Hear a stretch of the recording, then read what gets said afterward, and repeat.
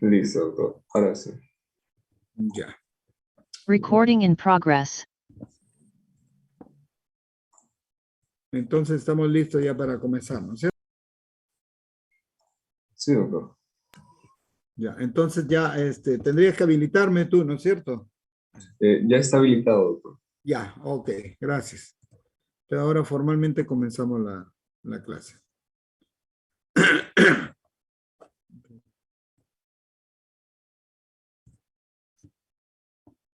Ok, entonces hoy día vamos a hablar sobre cirugía de pared abdominal, ¿no? Lo que tiene que ver con hernias principalmente, ¿no? Y algunas técnicas quirúrgicas, algunas incisiones quirúrgicas. ¿Están viendo bien, creo, no? ¿Todos? No, sí, doctor. ¿Sí? Ya. Sí, doctor. Seguimos. Ya. La cavidad abdominal, lo que nosotros vulgarmente llamamos la barriga, digamos, ¿no? La panza, digamos, acá en el Perú. La cavidad abdominal tiene sus límites, límite superior, límite inferior, posterior, anterior. Esos son los límites que están reconocidos y que nosotros lo podemos apreciar prácticamente. El superior en la parte, justo en los bordes inferiores de los rebordes costales, en las últimas costillas, ¿no? En los rebordes costales. Esa es la parte superior, el techo, digamos. La parte inferior está limitada por la sínfisis pubiana y los huesos pélvicos, toda la caja pélvica, ¿no? La parte posterior es toda la columna vertebral. Y la parte anterior es la propiamente pared abdominal, la pared abdominal propiamente dicha, que vamos a ver ya cómo está conformada, qué músculos, en fin, más adelante. La función es de la cavidad abdominal, como ustedes sabrán, es proteger todas las estructuras que se encuentran internamente dentro del abdomen y retroperitoneales. Es una caja de protección, ¿cierto? Tenemos anatomía quirúrgica de la pared abdominal. O sea, nosotros lo que nos interesa es la parte quirúrgica, la parte de cirugía, ¿no? No vamos a hablar de la fisiología, del origen embrionario, no vamos a hablar de eso, vamos a hablar simplemente de la parte anatómica. Entonces, los límites externos del abdomen, el superior, ustedes van a ver acá en la parte del tórax, en la parte media, el apéndice sifoides, como hemos dicho, los rebordes costales de las últimas costillas, ¿no? Y la apófisis transversa de D2, a la altura de más o menos de D2. Y en la parte inferior estamos con las crestas ilíacas, los arcos crurales y el pubis, los huesos de la caja pubiana, ¿no? En la pared del abdomen se origina, así vamos a hacerlo muy someramente, en el mesodermo, llegando a formar más adelante lo que conocemos nosotros, lo que vamos a ver, los músculos rectos del abdomen. Los músculos rectos son los que los fisioculturistas y se forman los clásicos cocos, ¿no? Que impresionan a veces a las chicas. Los músculos rectos del abdomen se localizan en la línea media de la pared abdominal anterior, ¿no? Las fibras musculares del recto abdominal están dispuestas en sentido vertical, ¿no? Así en sentido vertical. Todas las fibras musculares del recto. Y están recubiertas o cubiertas, protegidas por una vaina aponeurótica, ¿no? Entonces, esta vaina aponeurótica, como le estoy diciendo, recubren todo. Entonces hay una aponeurosis anterior y una aponeurosis posterior. La anterior la vamos a conocer porque es una línea blanca que se va a ver, una línea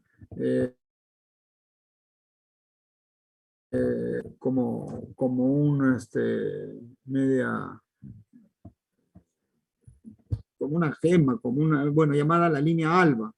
La línea alba. Los músculos rectos se insertan en la sínfisis pubiana y en los huesos púbicos, como les vuelvo a repetir ya por tercera vez acá en la parte inferior.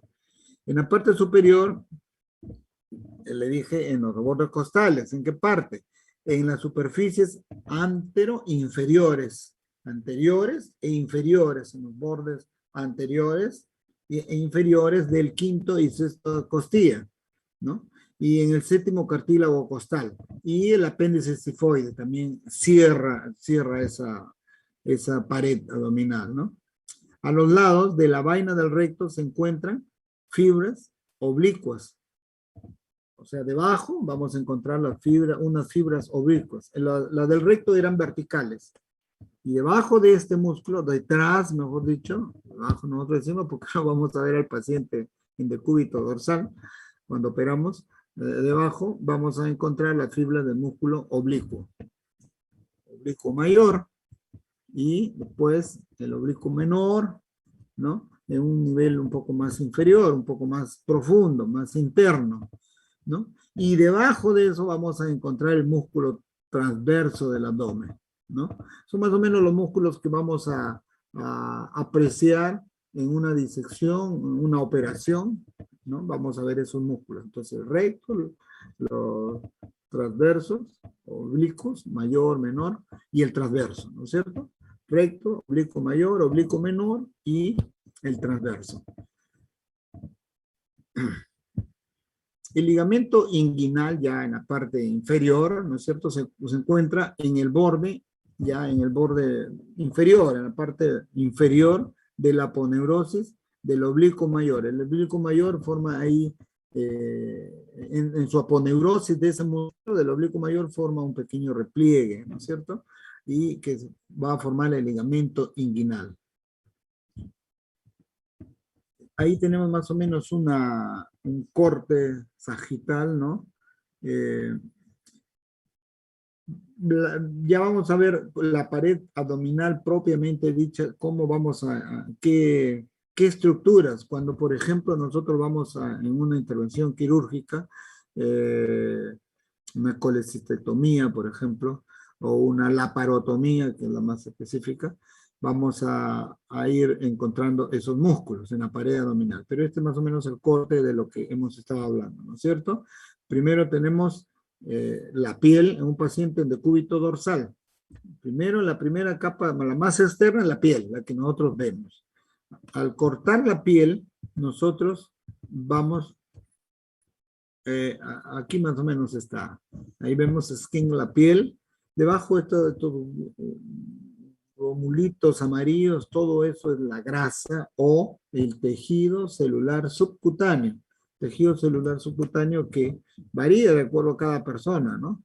Las personas atléticas tienen menos tejido celular subcutáneo, las personas obesas tienen una capa abundante de tejido celular subcutáneo, de tal manera que para llegar a las otras capas tenemos que tomar un ascensor de bajada, ¿no? Porque es profundo, profundo, y a veces se te dificulta la disección en una cirugía. Por eso es que hay que tener el instrumental adecuado para entrar a una cirugía. Se llaman separadores, ¿no? Separadores o retractores también. Separadores que son algunos con unas patitas pequeñas, finalmente para niños, para adolescentes, jóvenes, o con unas patitas más grandes para unas personas adultas, normales, como cualquiera de nosotros, o unos separadores con unas tremendas patas más anchas, más gruesas, para alcanzar y abrir todo ese tejido celular subcutáneo, que lo estamos viendo ahí en amarillito. Luego de eso, en la parte media vemos ahí los rectos, el músculo recto, los dos músculos rectos, ahí, y vemos que están envueltos en una vaina, y en medio, están separados en medio por una línea que yo les dije, la línea alba, ¿no es cierto? Ahí, no sé si es que me están entendiendo. ¿Están entendiendo con esa figura? ¿Hay alguna pregunta, algo? Quiero ir avanzando y que vayan comprendiendo totalmente para no regresar al final de la hora de estar regresando, doctor, la piel o el tejido celular, sino que ya ahorita vayan comprendiendo, vayan tomando una foto imaginaria con sus ojos a esta figura y vayan viendo, ¿no? La piel, tejido celular subcutáneo, luego tenemos la saponeurosis de los rectos, ahí están los rectos que están en medio como ovoideos ahí, estos rectos, ahí están en medio. Y la línea media que separa entre los dos, la línea alba. A los costados, a los costados, a los laterales, tanto derecho como izquierdo, vemos los oblicuos, ¿no? El oblicuo externo o mayor, oblicuo interno o menor, y por debajo el transverso. ¿No es cierto? ¿Están bien? ¿Alguna pregunta para seguir? Decía un profesor mío, o están entendiendo todo o no están entendiendo nada. Y yo creo que están sordos más bien, porque nadie se comunica a ver si es que Todo entiende. bien, doctor. Todo bien, seguimos. Sí. Sí, doctor.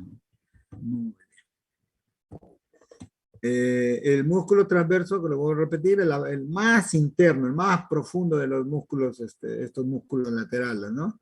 Y lógicamente su manera de transcurrir es transversa, pues por eso es su nombre, ¿no? Desde las 6 últimas costillas vienen en forma transversa, ¿no? Está lo más interno. Entonces, pregunta de examen. Rectos, oblicuo mayor, oblicuo menor, transverso. La línea que separa los rectos, la línea alba.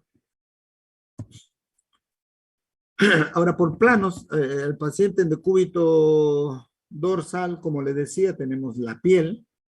La piel, luego de ahí, si nosotros con un bisturí vamos haciendo una incisión, entonces incidimos en la piel, abrimos y vamos a encontrar por debajo el tejido celular subcutáneo y debajo del músculo. Ahora, cuando nosotros vamos a operar, vamos a abrir el músculo, generalmente el músculo o lo divulsionamos, o sea, abrimos sus fibras, como decía el músculo recto, son fibras verticales, entonces es fácil introducir una pinza y abrir con los separadores en forma fuerte, hacer una divulsión del músculo, sin cortarlo.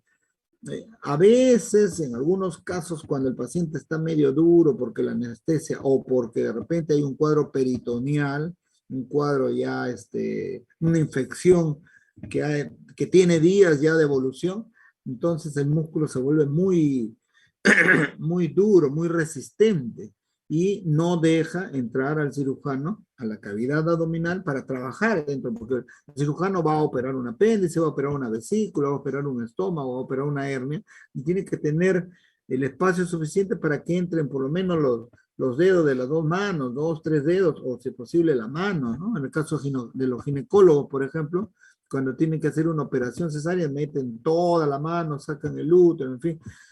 Tiene que tener el espacio. El cirujano tiene que tener comodidad. Eso es lo principal. Un cirujano, cuando va a suturar, por ejemplo, tiene que estar completamente cómodo. No puede estar en una posición incómoda. Esto, no, tiene que estar cómodo. Si quiere sentarse, se sienta. Si quiere estar, en fin, el cirujano tiene que trabajar cómodo para que su cirugía o su sutura, en fin, su procedimiento salga bien, porque si está incómodo no va a poder trabajar bien. Entonces, a veces el músculo hay que cortarlo.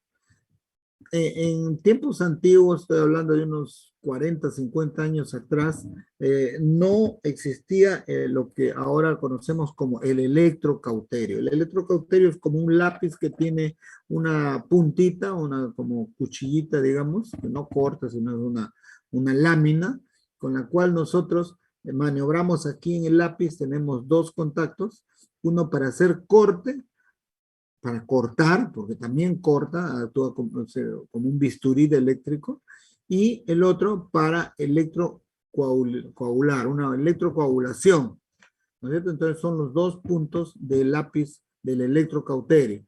Entonces, a veces con el electrocauterio, generalmente la mayoría de cirujanos la piel la hace con el bisturí.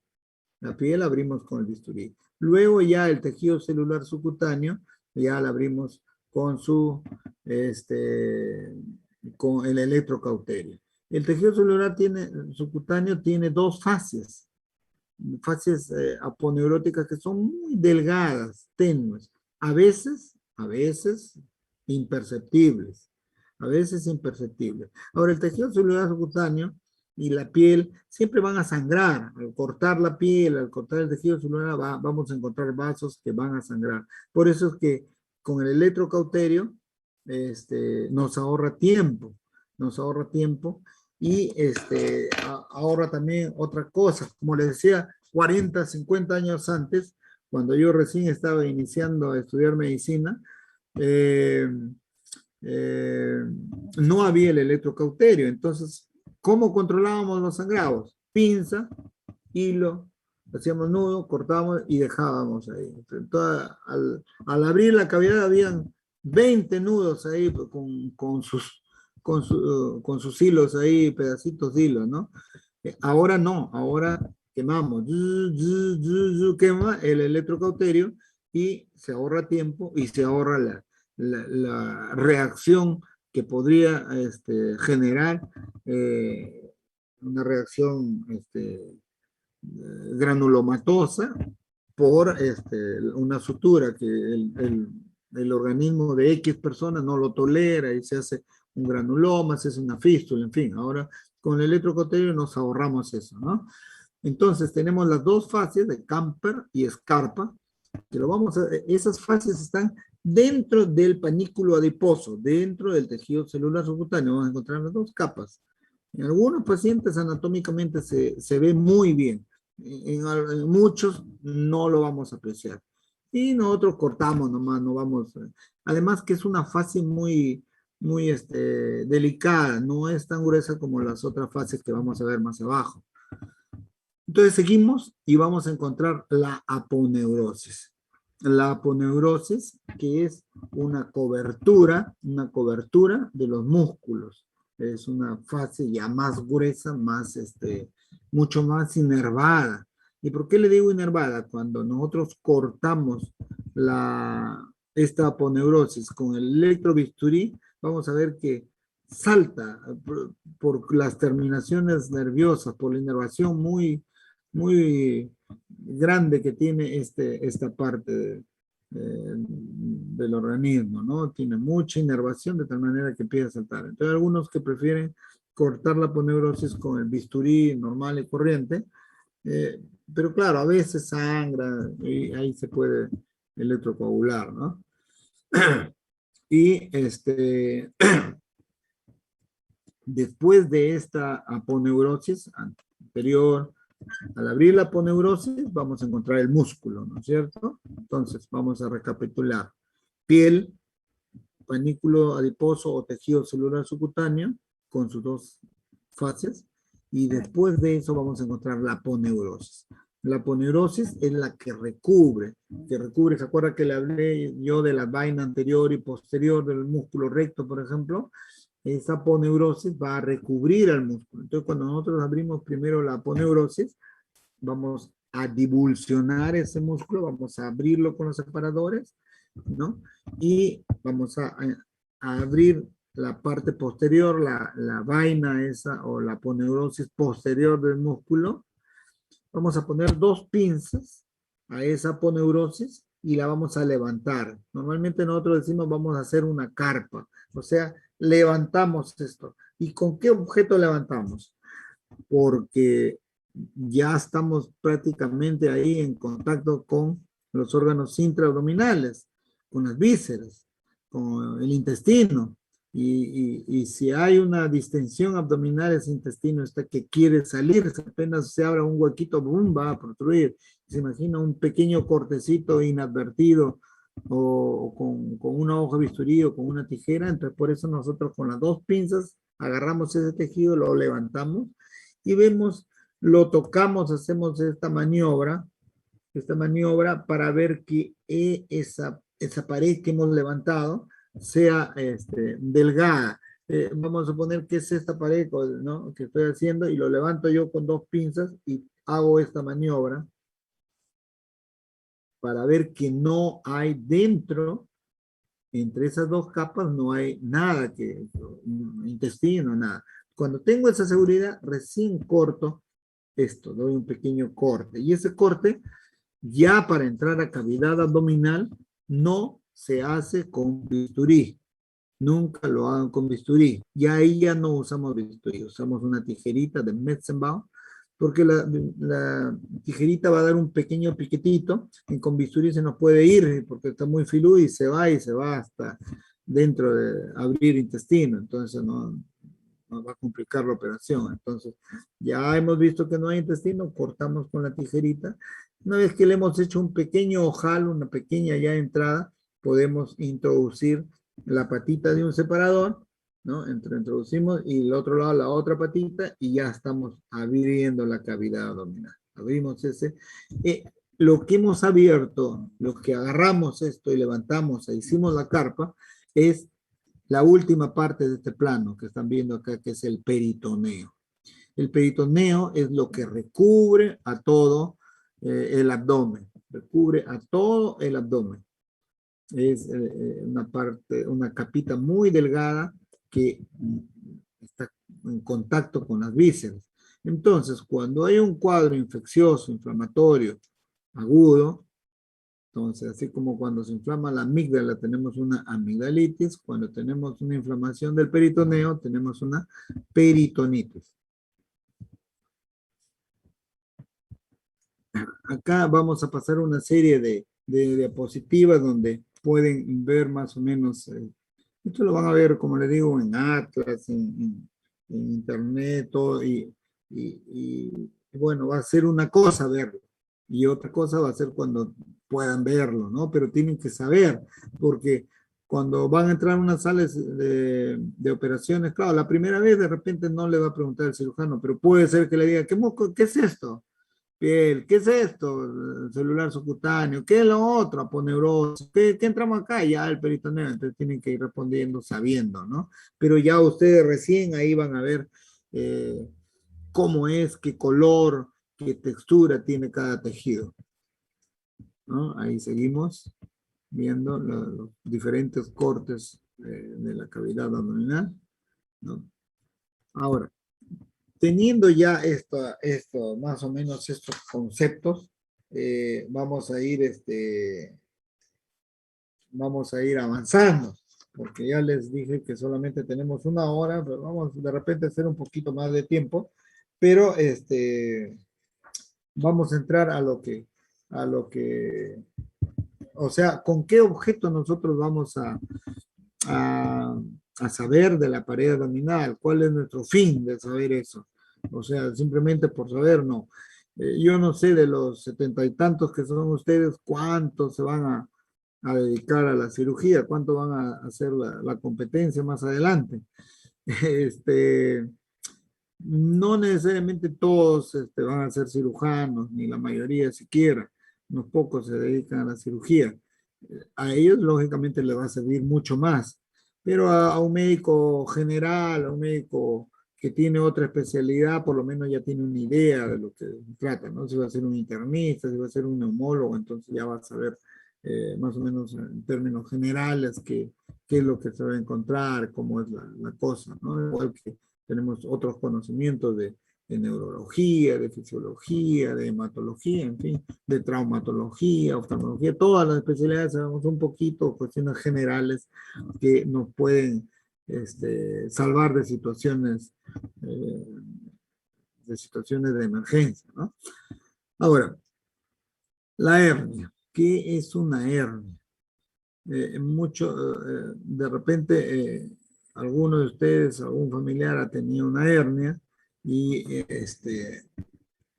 no ha podido definir qué es la hernia. Pero la hernia básicamente es la salida, una protrusión de un contenido abdominal, de una cavidad, de la cavidad abdominal, sale a través de una abertura, ¿no? Aberturas que a veces son naturales, o sea, aberturas que vienen adquiridas, ¿no? Que no son originadas por la mano del hombre. Entonces, es esto, el concepto de hernia, ¿no? La protrusión o salida intermitente o permanente. Intermitente porque hay hernias que se reducen, o sea, sale y uno se echa o con su mano uno lo introduce y entra. Sale, entra, ¿no? Son hernias que nosotros las llamamos reducibles, que se puede reducir. Y hay otras hernias que salen, entran, hasta que en un momento sale y ya no puede volverse a entrar y se vuelve irreductible. Entonces ya vienen otros categorías de la hernia, ¿no? Encarcerada, estrangulada, en fin, ya vamos a ver. La salida, como les digo, se produce a través de un pequeño hueco, de un orificio, de un defecto anatómico natural. No ha intervenido hasta ahí la mano del hombre, ¿no? Y vemos más o menos en el lado, en mi izquierda, vemos las clásicas, ¿no? Primero, umbilical, la que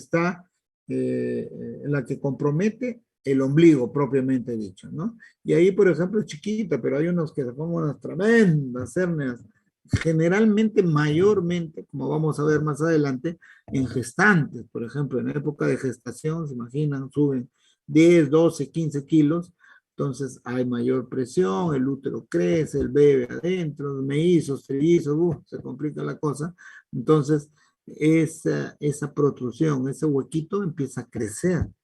Primero lo que era una cosa muy pequeña, entonces cuando el orificio es pequeño, se va a meter a ese orificio una partecita de la cavidad abdominal, puede ser en un intestino, puede ser el epíplon que recubre la cavidad abdominal, y cuanto más pequeño es el huequito, va a producir mayor dolor que cuando el hueco ese ya se ha hecho grande, entra como dice, como Pedro en su casa. Entonces ahí ya no va a producir mucho dolor, salvo que el intestino salga y empiece a sufrir y no puede entrar, ¿no? Entonces, bueno, esa es la umbilical. Cuando la hernia está por encima de la cicatriz umbilical, ya fuera del ombligo, digamos, pero por arriba del ombligo, se llama una hernia epigástrica porque está en la zona epigástrica, ¿no? Las inguinales están en la parte inguinal, derecha e izquierda, y la hernia femoral o hernia crural se encuentra mucho más, un poquito más abajo que la hernia inguinal. ¿Ya? Entonces son las principales hernias que tenemos, epigástrica, umbilical, inguinal y femoral o crural.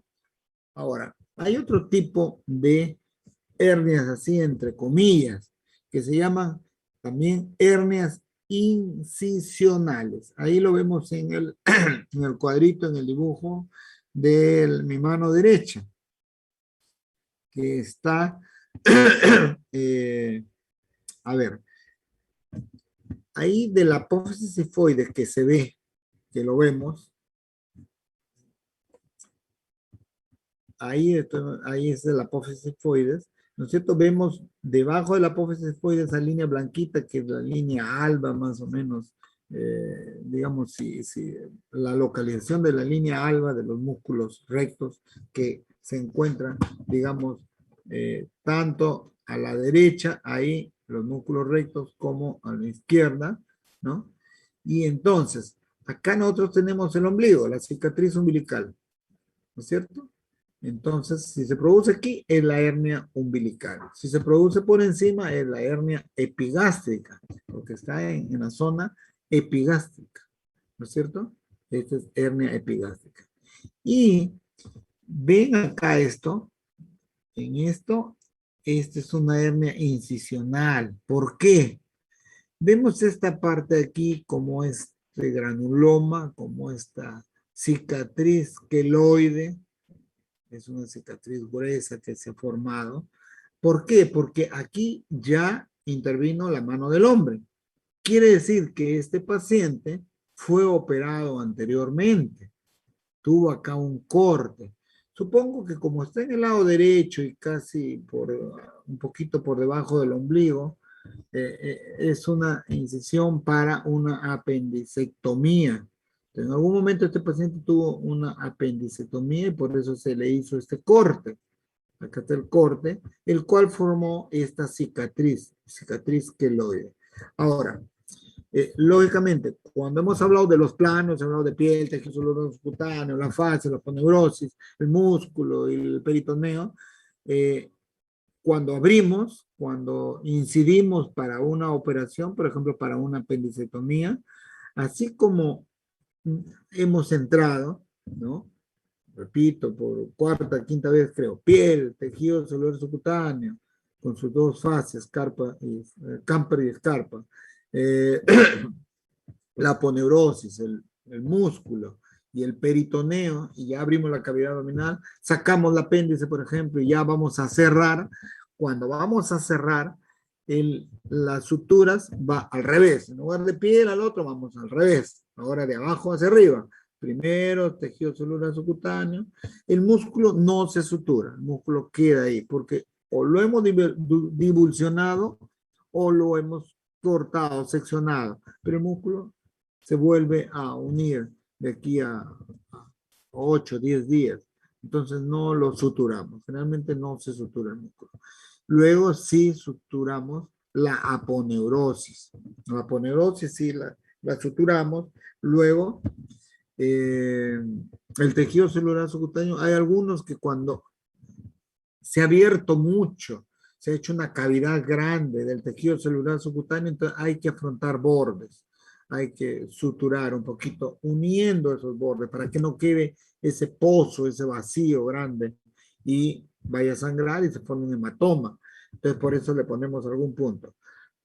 Y después de eso, la piel. Entonces ahí vemos esa incisión acá, esa incisión que se formó en este paciente porque lo operaron de apéndice, y esta incisión gruesa que se llama queloide. Ahora, con estas suturas que hemos hecho de abajo hacia arriba, a veces si el paciente, por ejemplo, es asmático, si el paciente tiene baja de proteínas, sus proteínas muy bajas que no ayudan a la cicatrización, es asmático, o sea que se agita y que tiene presión abdominal fuerte, o que tiene justo en el postoperatorio hace un cuadro de una tos, una angina muy fuerte, ¿no? Entonces, lógicamente, a veces las suturas no resisten, a veces las suturas no resisten y no tienen la suficiente fuerza para quedar ya cerradas. Entonces se van abriendo esas suturas, se van rompiendo y se produce la apertura, la abertura de la aponeurosis. Ahí lo que se abre es la aponeurosis, que es la capa que cubre el músculo, que es la que resiste la mayor presión intraabdominal. Esa aponeurosis es la que resiste. Y se abre, esa aponeurosis se abre y deja paso a los órganos intraabdominales. Ahora, esto se llama hernia incisional o también llamada eventración. Entonces, no es lo mismo una hernia que una eventración, y esto también lo pueden preguntar en el examen. ¿Cuál es la diferencia entre una hernia y una eventración? Entonces, fácil, ¿no es cierto? La hernia es una apertura natural, donde no ha intervenido la mano del hombre. La eventración o la hernia incisional es una abertura en la cual es posterior a una intervención quirúrgica antigua, ¿no? Donde ya se operó el paciente, se operó hace 10 años, hace 5 años, hace 20 años se operó y se abrió y produce este tipo de hernias así mal llamadas, ¿no? ¿Alguna pregunta hasta aquí? Porque ya estamos avanzando bastante y quiero que quede claro todo. ¿No hay nada? ¿No se oye, padre? Bueno, Todo bien. todo bien, muy bien. Ahora, hay factores. Doctor, ¿me escuchas? Sí, ¿qué me preguntaste? Hernia y eventración, entonces serían sinónimos o habría otros tipos de eventración. Ya. Sinónimo, ¿cuál es el concepto de sinónimo? Sinónimo es cuando tú dices flaco y delgado. Cuando tú dices varón y bueno, macho, por decirte, ¿no? Pero no es sinónimo hernia con eventración. Digamos, para explicar, la apariencia es la misma, pero el origen no es el mismo, porque la hernia, vuelvo a repetir, es un hueco que se produce en aponeurosis, pero en forma natural, por una debilidad del tejido. De repente, eh, el paciente se dedica a, por ejemplo, es de los cargadores de bultos, ¿no? O ha hecho un esfuerzo, se le malogró el carro y empezó a empujar el carro en una cuesta, hizo mucho esfuerzo y se produce esa hernia, se abre ahí un hueco porque sí, tejido es débil, el paciente digamos, no era un paciente atlético que hace ejercicios, entonces nunca hizo ejercicio y el tejido es debilucho. Se Doctor, produce una hernia. disculpa, Sí, yo me refiero a la hernia incisional que usted mencionó ya, ahora el último. con eventación es sinónimo. Ah, ya. Sí, esa ¿Ya? era mi duda. Sí, Gracias. sí. Ujú. Doctor, Sí. buenas tardes. Me gustaría saber si la solución para estas hernias es la misma, es decir, poner, creo que una telita.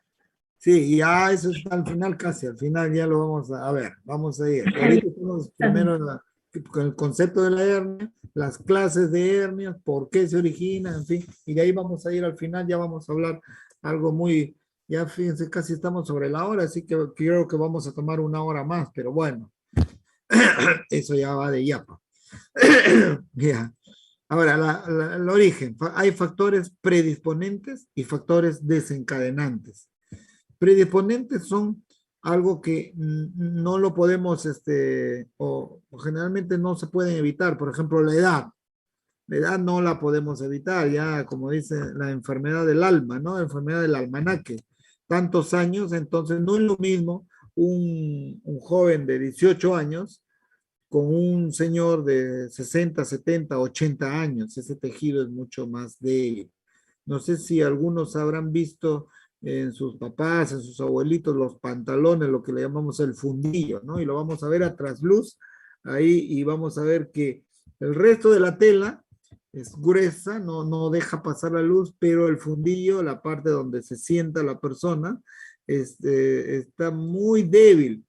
Igual pasa como factor predisponente por la edad, ¿no? La edad es bastante, conforme va pasando los años, la piel, el tejido, todos los órganos se van debilitando, ¿no? Se van deteriorando. El sexo también, y el sexo más que todo tiene que ver, pienso yo, con el tipo de trabajo que realiza, ¿no? Porque una dama no a una chica que se le malogró el carro, bien difícil que se ponga a empujar el carro en la avenida Tacna, que a empujar hasta, que se quedó sin gasolina, empujar hasta un grifo. El hombre, pues un taxista lo va a hacer, pues no, va a empujar su carro y va ahí sufriendo, sufriendo. Entonces, el sexo en ese sentido tiene más, es un factor predisponente, ¿no? Hay factores hereditarios también, hay factores hereditarios que parece mentira también en una familia, papá, el abuelito, esto tuvieron hernia y el nieto presenta hernia, ¿no? La obesidad es otro factor predisponente, a pesar de que no es una cosa hereditaria, porque el que come, come de goloso y el que engorda, engorda porque quiere, pero la obesidad es un factor que aumenta, digamos, esta posibilidad de la hernia. Y dentro del sexo, me olvidaba de decirle también, por ejemplo, en el hombre hablaba por el trabajo, por el tipo de trabajo, un cargador, que esto. Pero, por ejemplo, la mujer, por el embarazo, lógicamente también aumenta su riesgo de presentar una hernia generalmente umbilical. ¿Por qué? Por la presión intraabdominal de los 9 meses de gestación, ¿no? Entonces también es un factor predisponente. Ya le dije la debilidad constitucional, ¿no? Porque no es lo mismo una persona que toda su vida se dedicó a nunca, nunca hizo una caminata, nunca hizo una carrera, nunca hizo un ejercicio, nunca hizo ningún deporte, versus una persona que es una deportista, un atleta, uno que es pura fibra, como decimos nosotros. Entonces, esa pared abdominal va a estar mucho más débil, ¿no? Y la otra predisponente también son cirugías previas. Lógicamente, sí, el paciente o la paciente ha sido operado previamente de una vesícula, de un tumor, una cesárea, en fin, esto va a condicionar que en algún momento de su vida podría hacer una hernia incisional o una eventuación, ¿no? Ahora, hay factores desencadenantes como consecuencia de, por ejemplo, pacientes disnéicos, ¿no? El asmático, o pacientes que tosen mucho, hay mayor presión, pacientes que sufren de estreñimiento crónico, entonces hacen sus deposiciones, sus necesidades cada 2, 3 días y cada vez que lo hacen tienen que hacer una fuerza bárbara, esto tiende a formar la hernia, ¿no?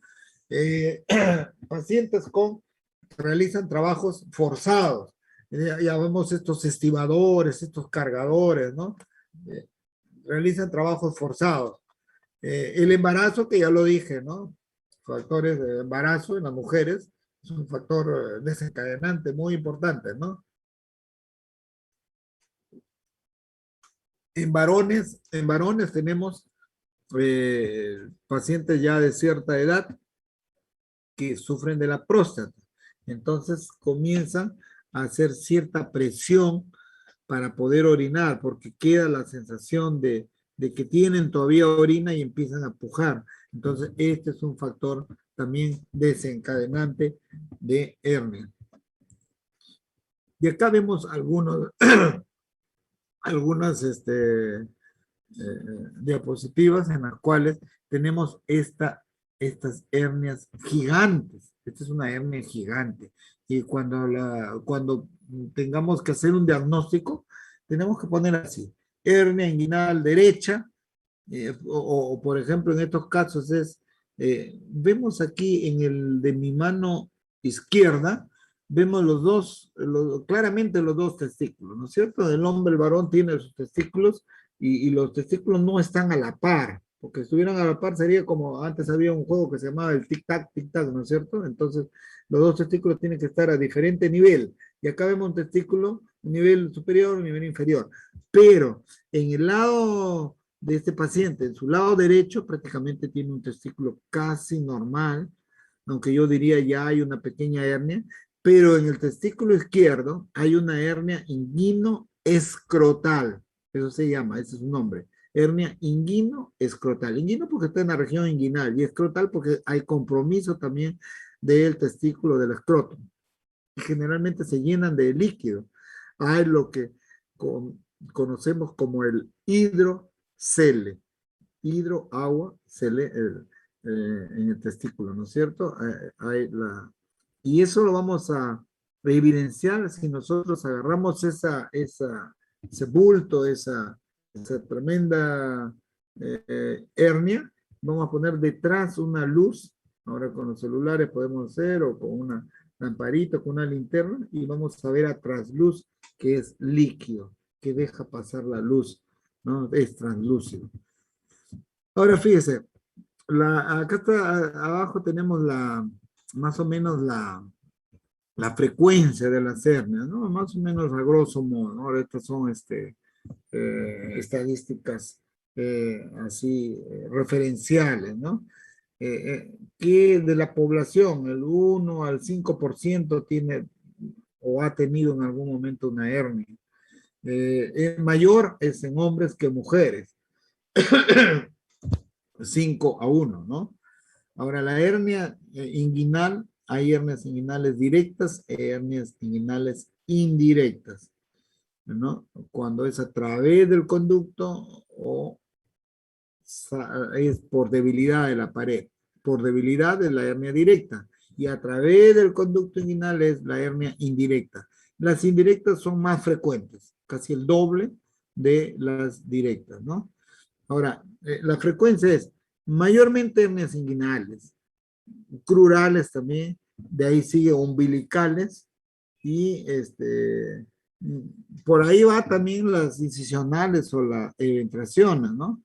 Porque, por ejemplo,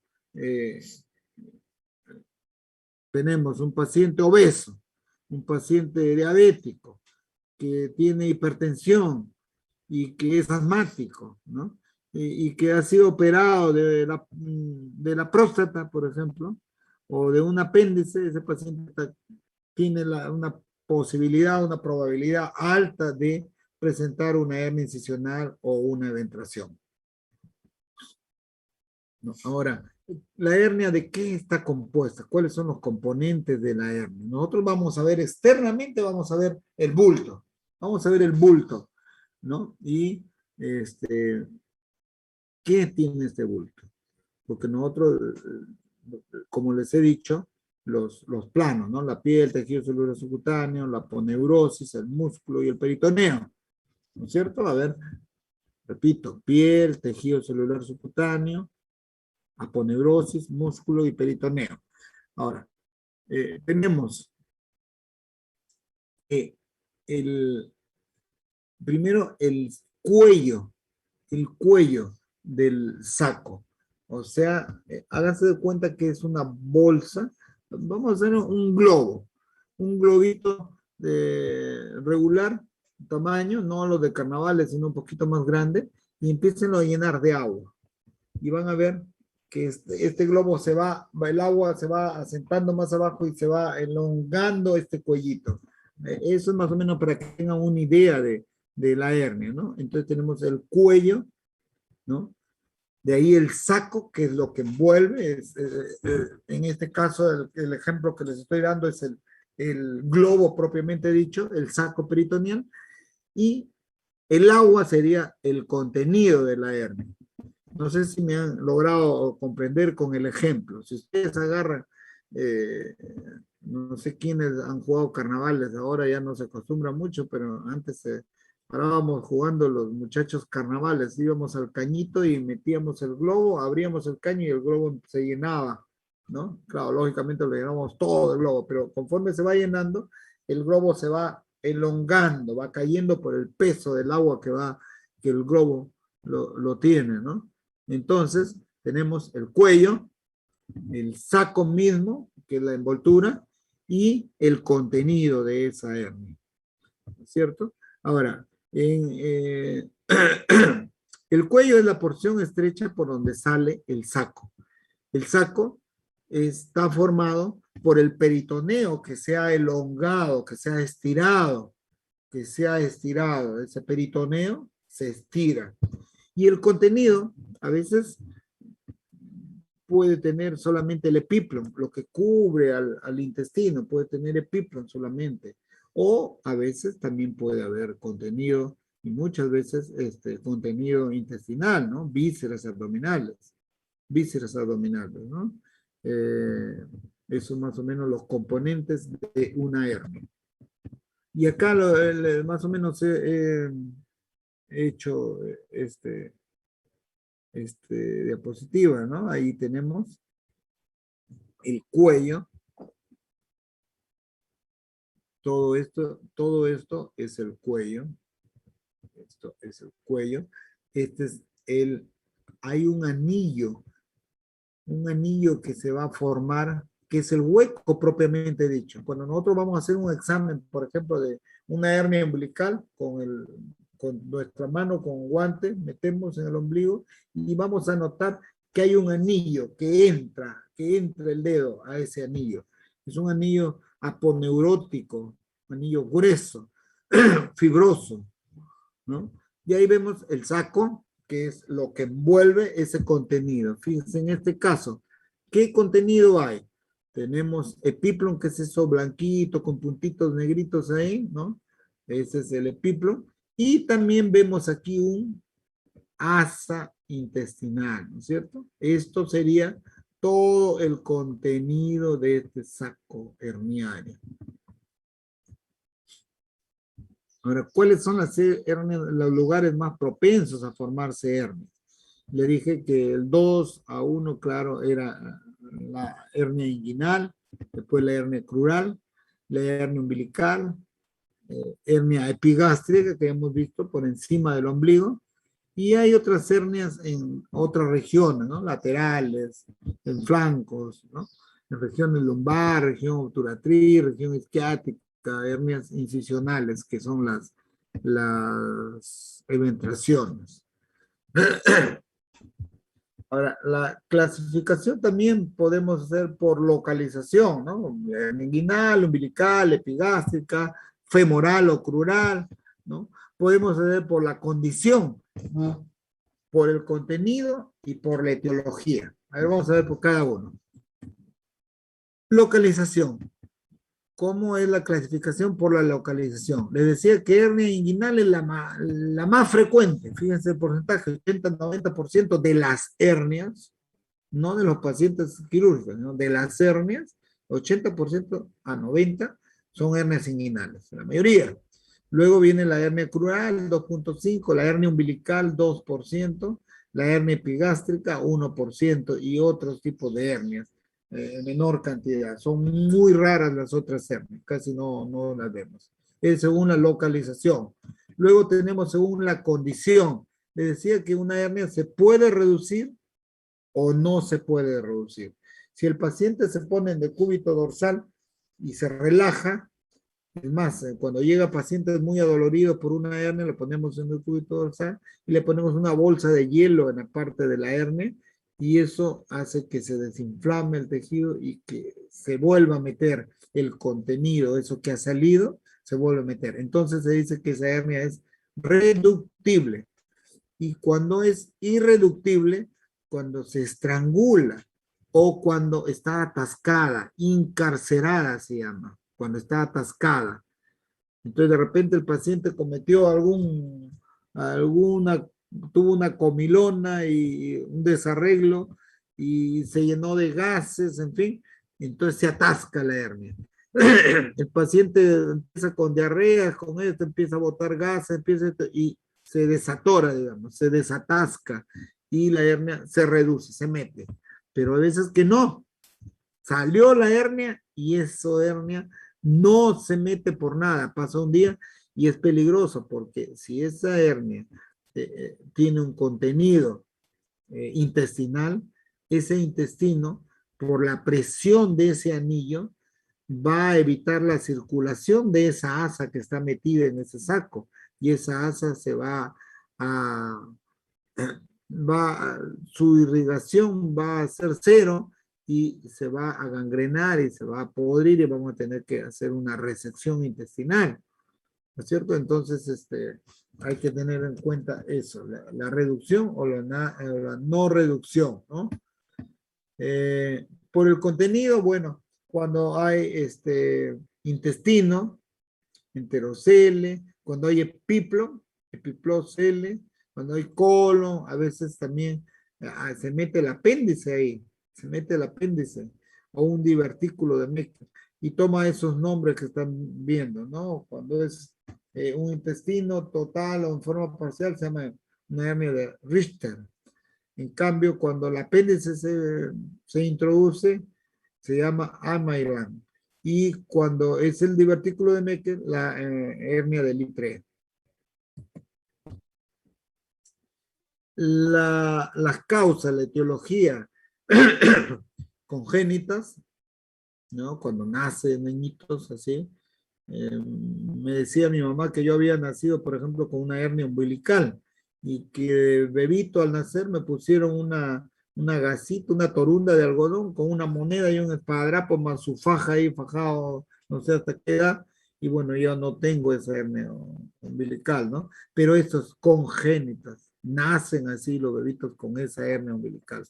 Adquiridas cuando, lógicamente, en el transcurso de la vida, por el trabajo, por las actividades que realiza el paciente, ¿no? Y recidivadas cuando han sido operadas ya, entonces se dice una hernia recidivada. Ahora, ¿cuál será la diferencia entre una hernia recidivada y una eventración? Me podrían decir, ¿no es cierto? ¿Por qué? Porque le dije que la hernia eventración una eventración es cuando ha intervenido la mano del hombre. Y una hernia recidivada es prácticamente como decir una eventración, pero recidivada es cuando yo opero hoy y de aquí a 2, 3 meses vuelve a aparecer esa hernia. ¿Me entienden? Pero si yo lo opero hoy al paciente y de acá a 15 años aparece una eventración, ya no es recidivada, sino toma el nombre de eventración. Entonces, por el tiempo de presentación, cuando es inmediata, se llama recidivada. O sea, a veces yo puedo operar hoy al paciente, mañana le doy de alta y de repente a la semana ya le salió el bulto otra vez, ¿no? Porque el paciente hizo un esfuerzo, porque el paciente tuvo un cuadro bronquial agudo, le dio COVID o de repente hizo algún esfuerzo fuerte y se produjo esto, ¿no? Y recidivada, eso es inmediato. En cambio, si ese paciente yo lo opero y pasan 5 o 10 años, el paciente está normal, no tiene nada, pero después al año 15, ¡pum!, le sale un bulto ahí en la cicatriz misma que se operó hace 15 años de la cesárea, por ejemplo. Entonces, eso ya se llama eventración.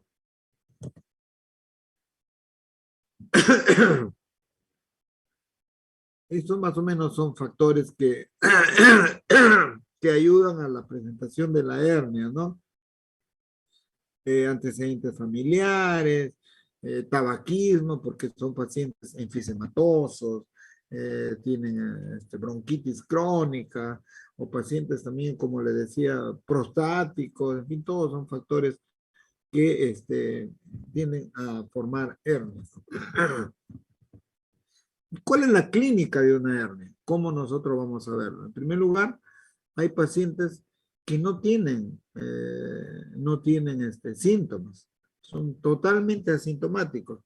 De repente ni saben, o sea, son pacientes del Ande, de nuestra sierra, que ni saben, tienen su bultito y van y lo examinamos.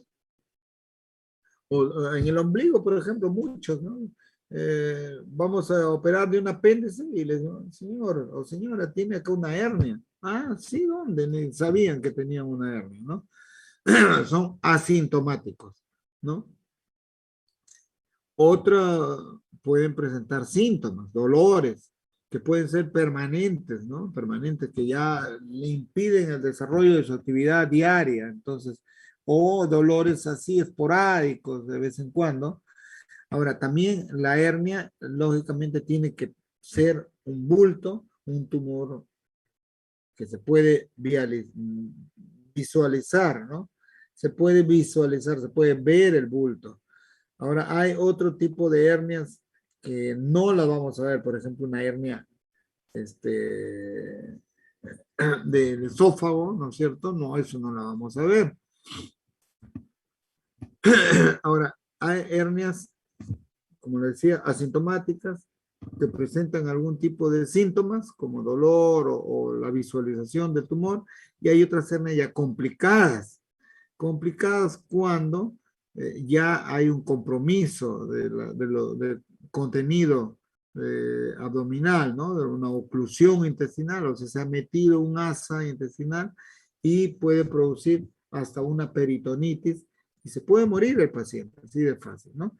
Ahora, esta es la maniobra de Landívar. Ahí vemos a un médico asistente que está introduciendo el dedo ahí en la zona, en el anillo inguinal. Vemos, esta es la maniobra de Landívar. Tiene que hacer ese examen físico para ver y poder tocar ese anillo inguinal, ese anillo que le decía que se forma fibrótica y que ahí están en los otros dibujos, estos de color lila, que se ve el anillo que entra el dedo fácilmente, ¿no? Y esto lo hacemos con el paciente de pie. El paciente de pie es mucho más fácil de examinar esto, ¿no? Entonces tenemos que a un paciente con una hernia se le examina de las dos formas, de pie y de cúbito. es mucho más, digamos, didáctico estos dos exámenes. Diagnóstico, ¿cómo nosotros diagnosticamos? Primero, siempre les he dicho desde el otro día de cuidado pre y postoperatorio, hablamos sobre la historia clínica, es muy importante, es básico. En medicina es el número 1, es la regla número 1, la regla número 2 y la regla número 3. Un buen interrogatorio al paciente. Por ejemplo, anoche nosotros hemos sido 2 cirujanos anoche y había una paciente que nos llegó más o menos a golpe de 8, 9 de la noche. Preguntamos a la paciente, señor, ¿alérgico a esto? No, no soy alérgico. ¿Toma alguna pastilla? ¿Tiene alguna enfermedad? No, no tengo ninguna enfermedad. Dijo, no sufro. Entonces, generalmente nosotros acostumbramos a decir, tiene problemas de diabetes, presión arterial, sufre el corazón, ha tenido tuberculosis, ha tenido COVID, ahora que hacemos esas preguntas. Pero a la hora que yo le pregunto, ¿usa algún tipo de medicamento de rutina? Entonces, el paciente no entiende mucho, ¿no? Entonces, no, doctor. Entonces le vuelvo a repetir, toma así, le digo, por ejemplo, le digo, el diabético toma sus pastillas todos los días, el hipertenso tiene que tomar sus pastillas todos los días, el que tiene tuberculosis tiene que tomar sus pastillas todos los días. ¿Usted toma algún tipo de pastillas todos los días? Entonces, es ahí con el paciente vencido, doctor, yo sufro de tiroides y tomo tal pastilla. Entonces, es importante el interrogatorio completo al paciente, conversar con el paciente, ¿no? En este caso, por ejemplo, decirle, señor, ¿tiene algún bulto? Sí, tengo un bulto. Ese bulto, señor, ha crecido con el... ¿Cuándo usted no tenía el bulto? Porque usted le pregunta, ¿desde cuándo tiene? No, hace 2 días, va a decir, ¿no? Y hace 2 días que se salió, pero siempre tenía el bulto hace 10 años. Entonces, ¿cuándo usted, señor, no tuvo nunca ningún bulto? ¿Cuándo estaba usted sano? Hace 10 años no tenía nada. Y de ahí a los 10 años, ¿qué comenzó? Bueno, me salió un bultito, pero se metía de todo. Y recién hace 2 días ya no se quiere meter. Entonces, eso es importante, el interrogatorio, ¿no? El examen físico, ya hemos visto la maniobra de Landívar. El examen físico es importante, de pie y de cúbito, ¿no? Ahora también es importante el examen cuando ya el paciente va a entrar a sala de operaciones también. Yo acostumbro mucho que cuando el paciente está en la camilla de sala de operaciones, ahí lo vuelvo a examinar. Vuelvo a tocar la cavidad abdominal si estoy pensando en un apéndice. ¿Por qué? Porque a veces hay variaciones con la anestesia que se pone, ¿no? Entonces hay que saber en qué momento vamos a encontrar la hernia o no. Toda hernia diagnosticada debe ser tratada quirúrgicamente, porque tarde o temprano va a terminar en sala de operación, ¿no? Pacientes que no tienen mayores molestias, bueno, no se operan, pero digamos, en algún momento puede complicarse eso, ¿no? No sabe en qué momento se puede complicar, ¿no? Y en que el tratamiento consiste en el tratamiento del saco. El saco generalmente se lo reseca ese saco herniario, algunos le hacen sus puntos alrededor de una jareta que llamamos, una sutura en bolsa de tabaco, una jareta, y anudan y cortan el saco, ¿no? De tal manera que el contenido se mete a la cavidad abdominal. Y hay otro tratamiento también que es un reparo, una plastía de la pared abdominal. Más o menos esto vamos a encontrar en una hernia inguinal. Estos son los planos anteriores, inferiores, superiores, posteriores. Y cuando tienen el conducto inguinal, más o menos un trayecto de unos 4 a 5 centímetros, ¿no? En algunos casos. Y ahí vamos a encontrar la poneurosis del oblicuo, el arco crural, la cintilla hilopectinea, en fin. Acá está más o menos ¿no? Ahí está el ligamento inguinal, que es la base, ¿no? Ese ligamento inguinal, están los músculos, ¿no? Los oblicuos y transversos, ¿no? Y vamos a ver el conducto, todo ese, lo que tiene ahí vemos el anillo inguinal externo o superficial, y el profundo, externo e interno, superficial y profundo, el anillo inguinal. Cuando nosotros hemos hecho la maniobra de Landívar, entra nuestro dedo por el anillo inguinal superficial o externo, ¿no es cierto? Y a veces por ahí va a protruir todo el contenido de esta hernia. ¿Qué contiene? El cordón espermático, en caso de varones, el ligamento redondo, en caso de damas. ¿Cierto? Acá están otros dibujos más didácticos, ¿no? Aquí este es mucho mejor. Acá vemos en la parte inferior vemos los vasos femorales, eso que está ahí, vasos femorales. Ahora, la hernia crural se va a formar por debajo de esta cintilla, de este anillo inguinal que estamos señalando acá. Debajo de esto se va a formar la hernia crural. Entonces, el tratamiento de la hernia inguinal va a ser, vamos a abrir esta fascia, esta aponeurosis, y vamos a encontrar el saco, vamos a tratarlo, pero el tratamiento de la hernia crural o femoral es lo mismo, es sinónimo, crural o femoral. Femoral por la posición, ¿no? Como le decía, aquí están los vasos femorales. Entonces, un bulto situado en este nivel se va a llamar hernia femoral. Un bulto situado en este nivel se va a llamar hernia inguinal. Entonces, cuando encontramos una hernia femoral, lo que vamos a hacer es abrir aquí y tratar de que esta hernia volverla a formar una hernia inguinal, o sea, a inguinalizar la hernia femoral, la vamos a convertir en una hernia inguinal. ¿Entienden? O sea, la hernia femoral es el bulto acá, en esta zona. Entonces, ¿cuál es el tratamiento de la hernia femoral o crural? Meter esto. Reducir este bulto que está en esta zona, reducirlo y llevarlo a la parte inguinal. Una vez que ese bulto que estaba acá pasó acá, entonces recién viene el tratamiento como si fuera una hernia inguinal. ¿No es cierto? Por eso se dice inguinalización. Un poco más, ¿no? Más didáctica la cosa. Y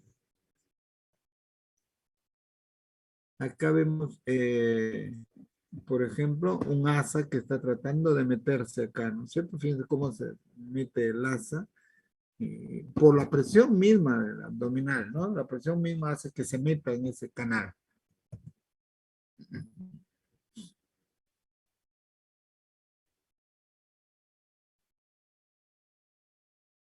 Sí. Vamos a ver. El que sigue, tenemos aquí algunas maniobras para reducir. Ahora, cuando nosotros vamos a reducir una hernia, hay que hacerlo cuando tenemos una sala operatoria a la mano. Vamos a suponer que ustedes se encuentren en la punta del cerro haciendo su serum. No traten de reducir una hernia, así en forma manual. Hay que ponerle una bolsa de hielo y si se reduce la hernia, a buena hora. Si no se reduce así sin maniobrar, estar moviendo, porque a veces que se llega a reducir, pero esa asa intestinal que estaba en ese orificio herniario ya está dañada. La vascularización ha sido muy precaria, no ha habido vascularización y ese se ha gangrenado, se ha necrosado esa asa. Pero si nosotros la reducimos y metemos a la cavidad abdominal, volvemos a la cavidad abdominal de esa asa necrosada, va a producir una peritonitis, ¿no? Entonces, hay que estar seguro. ¿Para qué? ¿Qué se hace en estos casos? Llega un paciente con una hernia y lo primero que se tiene que tomar, ¿qué podría hacer como un examen auxiliar? ¿Qué ideas me dan para ese paciente? ¿Qué podríamos hacer? A ver, ¿quién está por ahí? ¿Quién dice yo? O yo llamo. A ver, alguien que me diga una idea, pero no necesariamente puede ser. Yo le digo, no, no es eso, o sí, ¿no? Para que más o menos piensen. Si llega un paciente con una hernia, ¿cómo podría yo saber si hay un compromiso, si se ha comprometido el intestino? ¿Qué examen auxiliar podría yo pedirle a ese paciente? La tomografía, doctor. Una ecografía puede ser, claro, una ecografía abdominal. Y antes de la ecografía, algo más simple, más previo, menos costoso, más que vamos a encontrar, aunque ahora la ecografía hay por todos lados, pero antes de eso en algunos lugares no van a encontrar ecografía. Por ahí Una está. radiografía abdominal. Radiografía de abdomen. Una radiografía de abdomen simple. Una radiografía de abdomen simple. De pie y de cúbito. Parado el paciente y echado. ¿Y qué podríamos encontrar en una radiografía de abdomen simple? Una radiografía de abdomen simple vamos a tratar de evidenciar que si hay la presencia de niveles hidroaéreos. Estos que se forman como graditas, como escaleritas ahí en la radiografía, ¿no? Los niveles hidroaéreos. Entonces, cuando nosotros vemos niveles hidroaéreos, podemos pensar de que hay una subobstrucción intestinal, ¿no? De que hay sufrimiento intestinal y que por eso el contenido intestinal no ha circulado, sino que se ha quedado en diferentes compartimentos, ¿no? La ecografía, lógicamente, nos va a ayudar también, mucho mejor que la radiografía. Pero lo básico que pedimos es una radiografía. Hay momentos en los cuales no disponemos de ecografía. Por ejemplo, en el hospital en las noches no hay ecografía, ¿no? Solamente en el día. Entonces, tenemos radiografía, sí, a 24 horas. Entonces, tomamos la ecografía y vemos si hay un compromiso visceral, ¿no? Si hay compromiso de intestino, de una víscera hueca. O si hay también una peritonitis, si hay líquido en cavidad, eso lo vamos a ver, ¿no? En la radiografía y en la ecografía.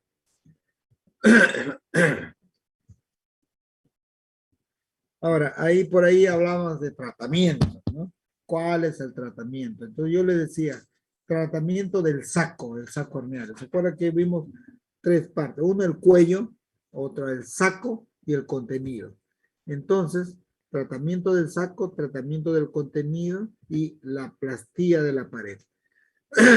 Y hay técnicas que cada cirujano de la antigüedad empleaba, la técnica de Bassini, de McVeigh, de Lichtenstein, en fin.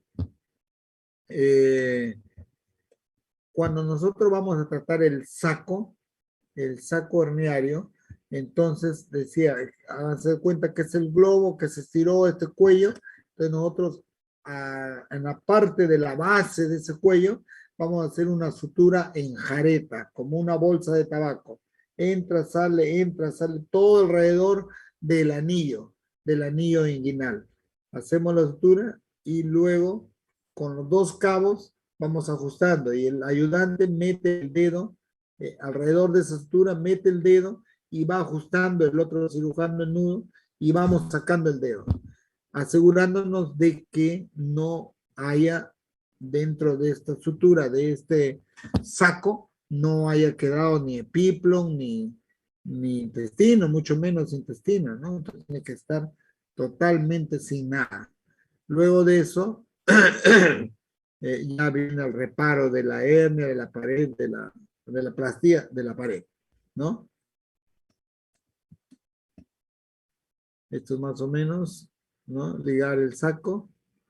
En algún momento ese saco que se ha ligado se puede cortar. Si se ha ligado en la base y el resto se corta y se bota ese pellejo, ese saco que quedó.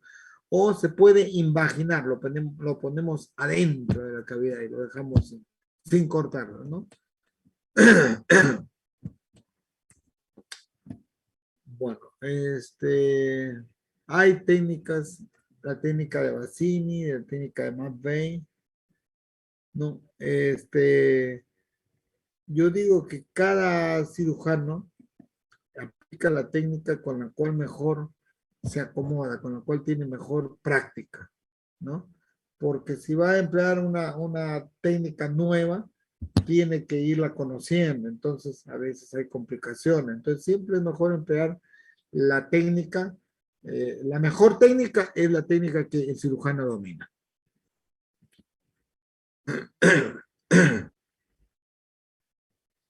Acá tenemos el ejemplo de hernias, ¿no? La hernia indirecta y hernia directa. Y ahí tenemos los vasos epigástricos. Cuando están por dentro es una hernia directa, por dentro de los vasos, una hernia indirecta. La hernia indirecta generalmente es una debilidad de la pared, es debilidad de la pared. En cambio, la hernia indirecta discurre a través de todo el conducto inguinal, discurre todo, entonces no es por debilidad de la pared. Y la hernia indirecta sí va a tener saco generalmente. En la hernia directa nosotros reparamos la pared nomás, reforzamos la pared y ponemos una malla. La malla que usamos es una malla especial de Marlex, una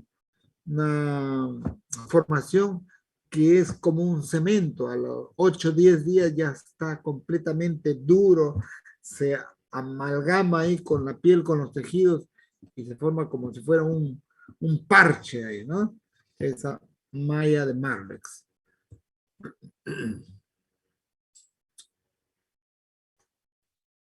Hay técnicas también laparoscópicas, ¿no? Que por vía laparoscópica se va a encontrar el anillo y vamos a poner la malla nomás ahí. Vamos a poner la malla. Es un poquito más complicado, pero digamos es la más apropiada en caso de que querramos que la persona se reinserte a su trabajo, a la sociedad en forma rápida. En cambio, una hernia abierta, digamos, demora, yo diría 15, 20 días, un mes para ya el paciente pueda reintegrarse totalmente a sus labores habituales, con un poquito de restricciones. Pero, digamos, es importante que nosotros veamos qué técnica dominamos más. Entonces, la mejor técnica es la que más dominamos, ¿no?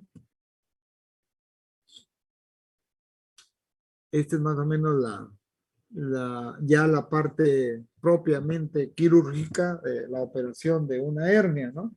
Entonces vamos a hacer la incisión y para la incisión tenemos que tener puntos referenciales.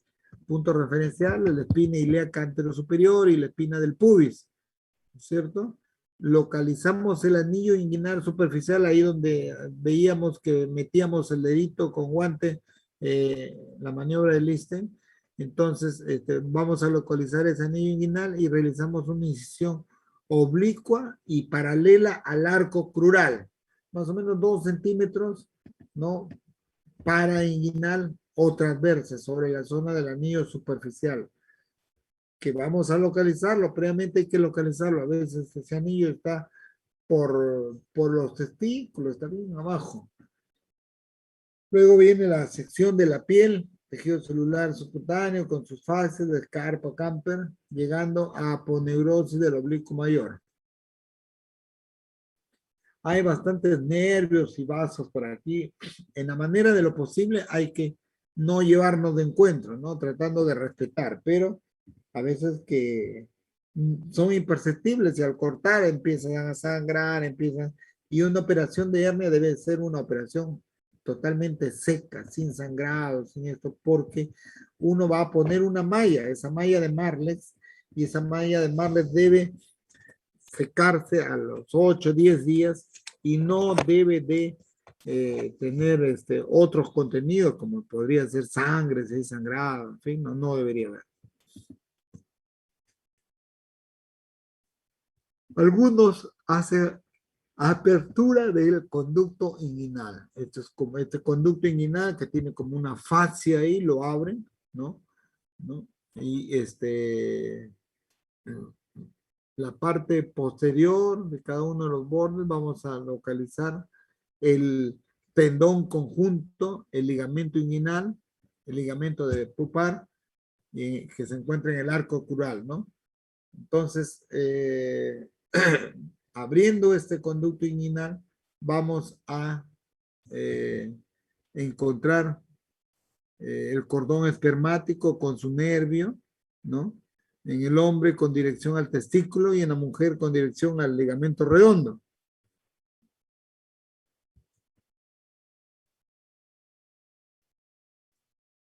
Es un corte así sagital del cordón espermático que vamos a ver. Un músculo. El hombre que es el cremaster, ¿no? Que es el que está en la parte más externa. Es un pequeño musculito, unas fibritas que vamos a encontrar ahí, ¿no? Arteria espermática, todo el plexo pampiniforme superior. Vamos a encontrar esta arteria espermática que es una ramita de la aorta, ¿no es cierto? Y en la parte inferior vamos a encontrar algunas ramas de arteria vesical inferior, hemorroidal media, plexo venoso pampiniforme inferior, ¿no? En la zona central vamos a encontrar el epidídimo, fibras simpáticas, y en la zona interior a veces partes fibrosas, ¿no?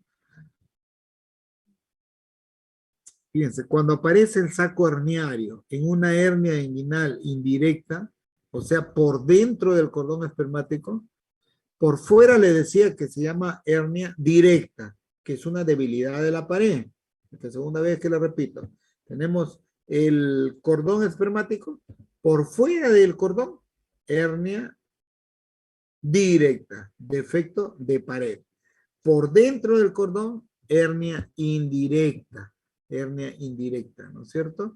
Y esto está ocupado por elementos del cordón espermático, tejido fibroso, vasos, en fin.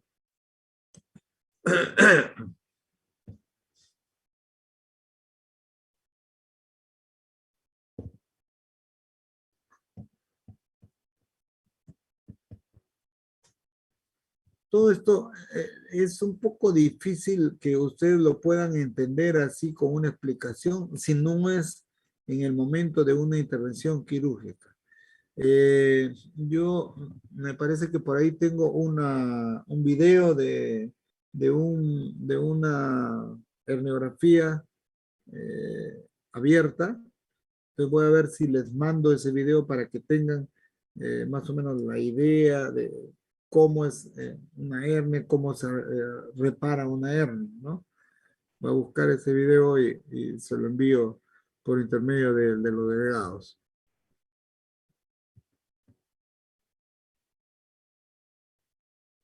Ahora, el tratamiento quirúrgico de una hernia directa versus una indirecta es totalmente diferente.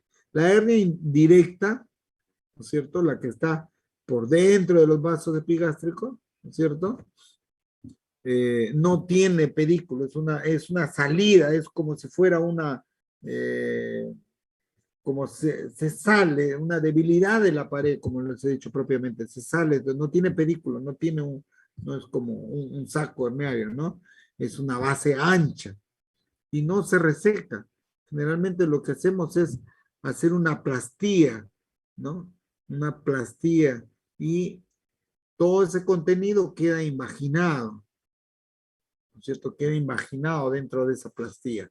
Y encima de esa plastía, de ese reparo, ¿no? De esa pared posterior, encima vamos a poner la malla, que va a reforzar mucho mejor.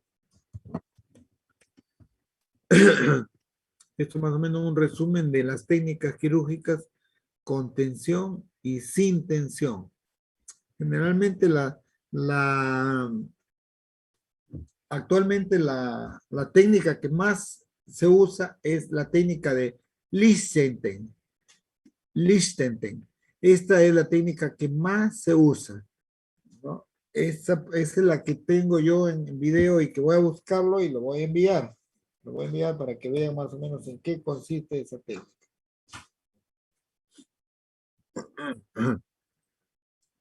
Ahora, en técnica laparoscópica, esto generalmente hay que, es un poquito más, yo diría más trabajoso, ¿por qué? Porque hay que tener más habilidad manual para poder hacer y poner la malla, ¿no? Hacer la sutura de la malla es un poquito más trabajoso. Hay algunos aparatos que nos ayudan, ¿no? Un TAP, ¿no? Que es un aparatito que va descargando como grapas y la malla la vamos a ir engrampando en el defecto de la pared, la malla de Marlex, ¿no? Este es otro tipo de técnica que generalmente no se están usando, la de Halsted. La técnica Basini, que algunos la usan, pero que un poquito más antigua, ¿no? Que es el refuerzo de la pared posterior, ¿no es cierto? Se refuerza, se une el tendón conjunto con el ligamento inguinal, ¿no? Y se deja el cordón por sobre este refuerzo, por sobre esta sutura, por fuera de esta sutura queda todo el cordón espermático, ¿no? Y luego ya suturamos la aponeurosis del oblicuo mayor, el tejido celular subcutáneo y la piel. O sea, el cordón espermático lo vamos a dejar por fuera de esa sutura de la pared, de ese refuerzo de esa pared posterior. La pared posterior que vamos a suturar el tendón conjunto con el ligamento inguinal. Vamos a hacer y es una técnica algo tensa, con atención, un poco tensa, pero que tiene sus ventajas y lógicamente sus desventajas, ¿no? La del Lichtenstein, que es la que más, como les decía, la que más la usamos, es la que de rutina casi todos los cirujanos la usamos, ¿no? Es la que menos complicaciones, la que menos recidivas produce, la que menos se complica. Es rápida, el tiempo operatorio generalmente es mucho menos de 1 hora, 40 minutos, a veces media hora, es rápida, ¿no? Y la recuperación del paciente, digamos, la deambulación va a caminar más rápidamente y lógicamente su reinserción a su centro laboral va a ser más rápido, ¿no? Esta es más o menos la técnica de Lichtenstein, ¿no? Vamos a colocar la malla, esa malla de Marlex, es una malla de polipropileno, ¿no? En la cual vamos a reforzar esa pared posterior, ¿no? Esa pared posterior que era entre el tendón conjunto y el ligamento inguinal que le decía, ¿no? La de Basini, y se coloca encima la malla. Ahora, esa malla debe ir digamos, en el piso de lo que hemos reforzado y el cordón espermático, vamos a hacerle un huequito por esa malla para que pueda salir el cordón espermático, ¿no?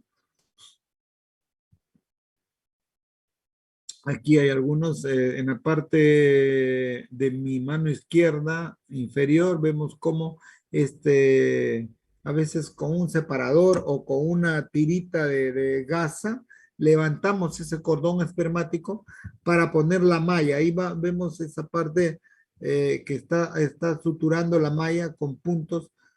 El que va aquí al ligamento inguinal, puntos corridos, vamos a ir corriendo los puntos, vamos corriendo, puntos corridos acá en el ligamento inguinal.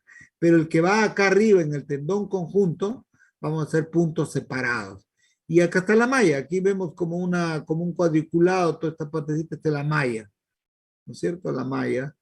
Y vamos a hacer un huequito a la malla para que este tendón, conducto espermático salga y no, el huequito que se le hace a la malla debe ser un huequito que no ajuste, que no esté ni muy flojo ni muy ajustado, lo justo y necesario, ¿no? Otros tipos de hernia, ¿no? Según su contenido. Cuando contiene un divertículo de intestino, hernia de Littré. Cuando hay un, algún, Piplon solamente, hernia de Richter. Hernia de Spiegel cuando está en la línea media prácticamente, ¿no? Hay otro tipo de apéndice también se puede formar le puede meter la hernia, ¿no? La técnica laparoscópica, como les decía, tiene sus ventajas sobre, algunas ventajas y sus desventajas, pues sobre la cirugía convencional, ¿no? Sobre la arneoplastía convencional o abierta, ¿no? La incisión es mínima, pues tienen unos abordajes con unos trócares delgaditos, ¿no? Hay menos dolor en el postoperatorio, la recuperación es mucho más rápida, entonces el paciente se lo va a regresar rápido a su casa y a su actividad laboral, ¿no? Eso nos va a acortar el tiempo intrahospitalario y el tiempo de descanso médico.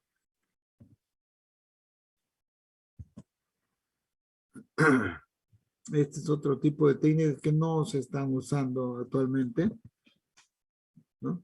Acá están las diferencias entre, esto sería bueno que lo tengan presente, las diferencias, o sea, ventajas y desventajas, diría yo, de una, tratamiento de una hernia en forma laparoscópica de una hernia convencional, ¿no? Por ejemplo, la anestesia en una laparoscopía tiene que ser general, en la otra puede ser regional, hasta local, a veces se ha operado, ¿no? Requiere de un equipo, lógicamente, la laparoscopía, en cambio el otro no requiere equipo. Disección por de tejido, bueno, no dos, es una disección mínima, ¿no? Adiestramiento, lógicamente les decía que para la laparoscopía tiene que ser el cirujano muy experimentado. En el otro caso, no, rápidamente se va adquiriendo la rutina de reparo de la hernia, ¿no? Complicaciones en la laparoscopía y complicaciones graves, ¿no? Sangrados, o que nos llevemos un vaso y que no paremos la hemorragia y que tengamos que convertir eso en abrir en forma bruta para poder controlar esa hemorragia, ¿no?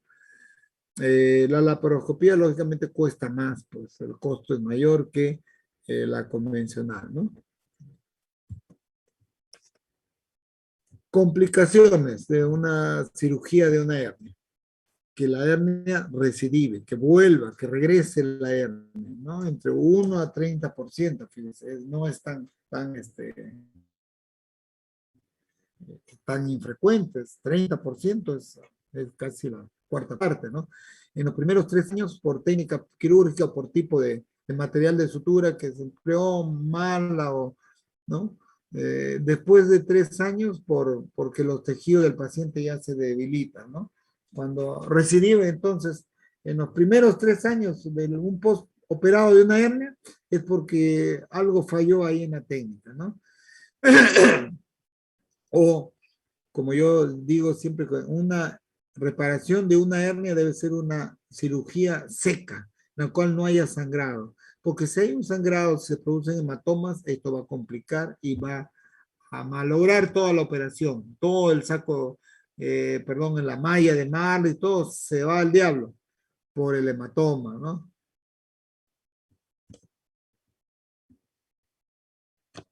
Complicaciones. Sí, puede hinchar el testículo, se forma hidroceles, líquidos inflamatorios, ¿no? O podemos agarrar algún vaso que produzca a la larga una atrofia testicular por una orquitis isquémica. A nivel del conducto puede haber obstrucción, ¿no? Hay dolor, seroma, que es la acumulación de tejido seroso a veces cero purulento en la zona donde se operó, hematomas, neuralgias. Bueno, en fin, todas estas son las complicaciones, ¿no? Y quizás una de las últimas diapos es esta de la hernia femoral o crural, que es la protrusión, la salida de una víscera abdominal o pelviana a través del anillo crural, ¿no? Que está más o menos, que es en la raíz del muslo, a nivel del triángulo de Scarpa. Es más frecuente en mujeres que en hombres, ¿no? Raras veces en niños y excepcionalmente en la época de la pubertad. Ahí vemos los tipos de hernias crurales, fíjense, todos los tipos de hernias crurales. Ahí vemos el ligamento inguinal, esto que está aquí, el ligamento inguinal. Entonces, por debajo del ligamento inguinal, todo lo que está por debajo, todo esto, son tipos de hernias crurales, ¿no? Hernia crural externa, hernia crural interna, la que está más acá, y en fin, todas son hernias crurales. Y ya les dije que lo que tenemos que hacer es encontrar este huequito por donde la hernia vino y se metió, encontrarlo, el huequito, y ese huequito o ese anillo, a través de ese anillo vamos a esta hernia que está por debajo del ligamento inguinal, lo vamos a reducir y meterlo acá y lo vamos a convertir en una hernia inguinal. Se produce la inguinalización de la hernia, ¿no es cierto? Ahí está, se inguinaliza la hernia crural, ¿no? A veces tenemos que abrir un poquito ese anillo para meterlo, ¿no? Y ya se procede una vez a tratarlo ya esta hernia femoral como si fuera una hernia inguinal, porque ya le hemos inguinalizado, se convierte en una hernia inguinal. La hernia umbilical es una tumoración que protruye a través de la cicatriz umbilical. Por defecto de la fascia, a ese nivel están los músculos rectos, ¿no es cierto? Entonces, hay defectos en la fascia ese que debe proteger a esos músculos, ¿no? Presenta un saco herniario y un anillo herniario. Su contenido generalmente es de plipo mayor, el que cubre en gran parte a toda la cavidad abdominal, ¿no? Como les decía, ¿se acuerda que le dije que mi madre me decía que yo tenía? Y fíjense, generalmente en niños se reduce antes de los 3 años de edad. Posteriormente no va a necesitar un tratamiento quirúrgico, se redujo. Pero lógicamente poniéndole sus cositas ahí, su monedita, su gasa envuelta, recoger prácticamente va a estar cerrado eso, de tal manera que en 2, 3 años eso ya se cierra completamente.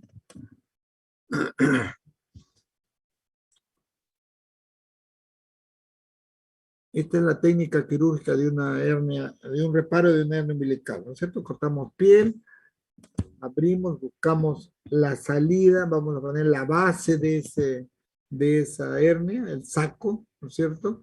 Y vamos a reducir el saco o a inguinalizarlo, ¿cierto? Entonces, vamos a hacer que este saco, a veces lo cortamos el saco, a veces lo invaginamos, ¿no es cierto? A veces lo metemos dentro de cavidad abdominal, pero siempre hay que fijarnos que no haya contenido dentro de ese saco herniario. Antes de hacer una sutura, antes de inguinalizarlo, antes de cerrar ese saco herniario, ese cuello, antes de cerrarlo, haciendo la jareta que le decía, o la bolsa de tabaco, antes hay que cerciorarnos de que dentro de ese cuello no haya nada. Entonces, cuando ya hemos anudado acá abajo en la base de este cuello, podemos cortarlo o podemos imaginarlo, ¿no? La hernia epigástrica es la que está por encima de la cicatriz umbilical. Y se trata como cualquier otra hernia, ¿no? Hay que abrir la fascia, hay que abrir la fascia, ¿no? La aponeurosis, hay que reparar esa aponeurosis y se puede poner también la malla de Marlex para reparar ese piso, ¿no? La hernia femoral ya hablamos del tratamiento, ya lo hemos hablado, está repetido.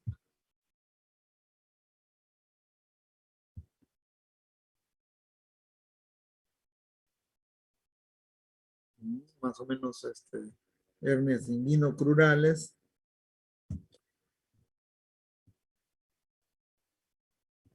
Hay algunos diagnósticos que podemos diferenciar, ¿no? Por ejemplo, un diagnóstico de una hernia inguinal, de una hernia crural. A veces es difícil poderlo diagnosticar, sobre todo en pacientes obesos, gordos. No podemos llegar a la conclusión si es, ¿no? Si hay hidroceles, si hay contenido líquido, o si hay lipomas, a veces hay lipomas preherniarios, que nosotros le llamamos así, ¿no? Contenido de ese saco, un lipoma, grasa. La eventración es una hernia incisional o ventral, ¿no es cierto? Aparece en cualquier lugar de la cavidad abdominal donde, como consecuencia, una consecuencia ya de tiempo de que ha habido una cirugía previa, ha habido una operación antigua. ¿Cierto?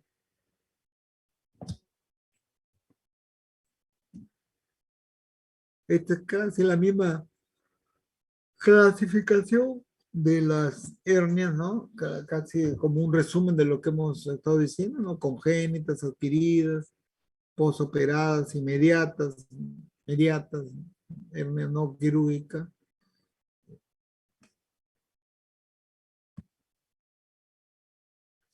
Que estamos prácticamente repitiendo, ¿no?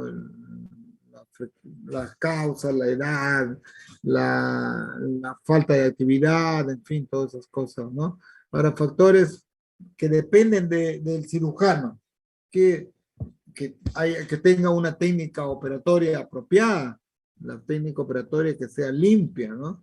Que tenga una anestesia conveniente, que no esté el paciente pujando, que haya una pared relajada para que podamos afrontar los bordes en forma normal, sin mucho ajuste, porque cuando está con la justa la tela, digamos, la tela o los bordes, todos apretados, al primer estornudo va a reventar los puntos, ¿no? Entonces tiene que estar un cierre delicado, sin ninguna tensión de la pared abdominal, ¿no?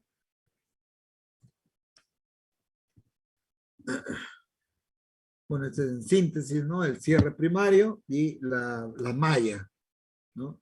En la lista, acuérdense, ponemos malla, cerramos la pared posterior y ponemos una malla.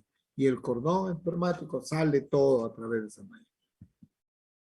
Bueno, jóvenes, hemos tomado 2 horas casi exactamente y los diapos creo ya quedan con ustedes para que la lean, la repasen con mucho más calma, más detenimiento. Esta clase se ha debido de dar en 1 hora, pero no, es imposible, es imposible. Fíjense, así corriendo, tomó 2 horas. Pero bueno, eso es todo, chicos. Quiero que lean. Voy a buscar esta cirugía de hernia, o si ustedes la encuentran en buena hora, para que puedan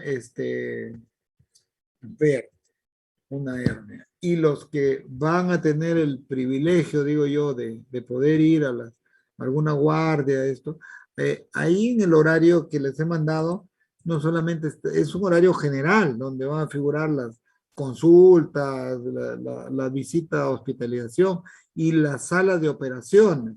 Entonces, en los días que esté el doctor Morón y en los días en que esté su servidor, y que coincida Por ejemplo, yo estoy el miércoles de día y ese día hay turno quirúrgico operatorio.